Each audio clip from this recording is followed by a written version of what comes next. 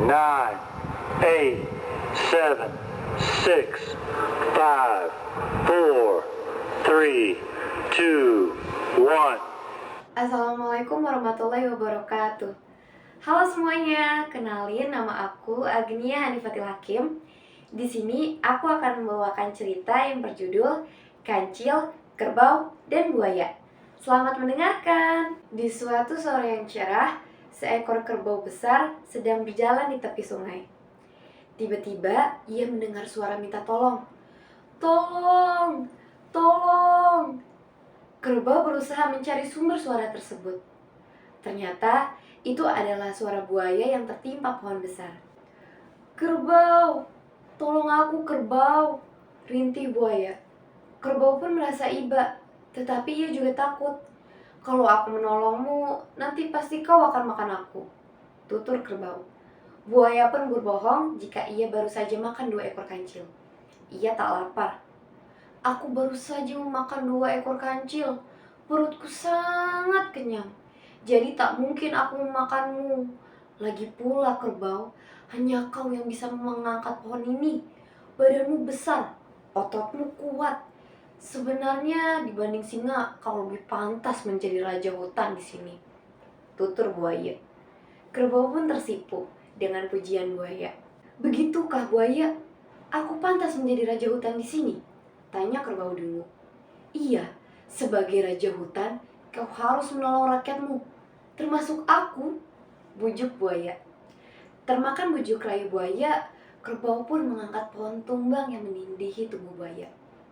Setelah pohon tersebut terangkat, tiba-tiba saja buaya menggigit kaki kerbau. Apa-apaan kau buaya? Tak tahu balas budi. Aku sudah menolongmu, tapi kenapa kau makan kakiku? Tanya kerbau. Buaya pun tertawa.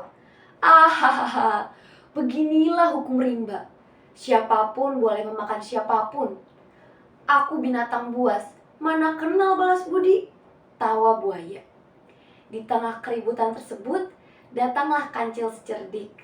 Kerbau pun menceritakan yang terjadi. Begitu juga dengan buaya. Tetapi buaya si licik tetap berdalih jika ini adalah hukum alam. Kerbau memang makanan buaya. Kancil si cerdik pun menyusun rencana.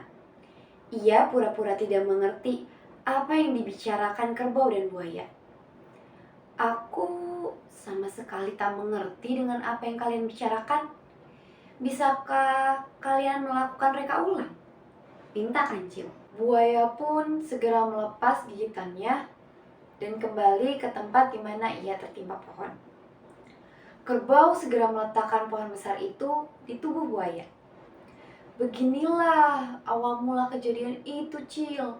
Kalau sudah, cepat suruh Pak Kerbau untuk kembali menyingkirkan batang pohon ini, agar aku dapat segera menyantapnya, perintah buaya.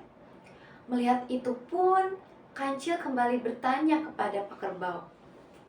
Nah, sekarang buaya sudah tertindih pohon kembali. Aku mau bertanya padamu kerbau. Apakah kamu masih mau menolong buaya? Padahal kamu sudah mengetahui apa yang akan terjadi selanjutnya, tanya kancil. Saat itu kerbau pun menyadari apa yang tengah dilakukan oleh kancil. Rupanya dari semula kancil berniat menolong dan memberikan keadilan pada kerbau agar terhindar dari gigitan buaya. Tentu saja tidak, jawab kerbau dengan tegas. Aku tidak mau kembali menolong buaya. Aku tidak mau menjadi santapannya, lanjut kerbau. Baiklah kalau begitu, ucap kancil. Lebih baik kita segera meninggalkan tempat ini sekarang kerbau, ucap kancil. Betul Cil, ayo kita pergi dari sini, balas kerbau. Buaya akhirnya baru tersadar kalau si kancil telah menipunya. Ia pun baru menyadari kesalahannya tidak membalas budi kerbau. Saat kancil dan kerbau berjalan menjauh, ia berusaha berteriak meminta maaf dan minta tolong. Seperti itulah cerita kancil, kerbau, dan buaya. Amanat dari cerita ini yaitu kita harus berbalas budi kepada orang yang telah membantu kita. Kita juga tidak boleh membalas kebaikan dengan kejahatan. Sekian cerita kancil, kerbau, dan buaya. Terima kasih yang telah mendengarkan. Semoga terhibur. Wassalamualaikum warahmatullahi wabarakatuh.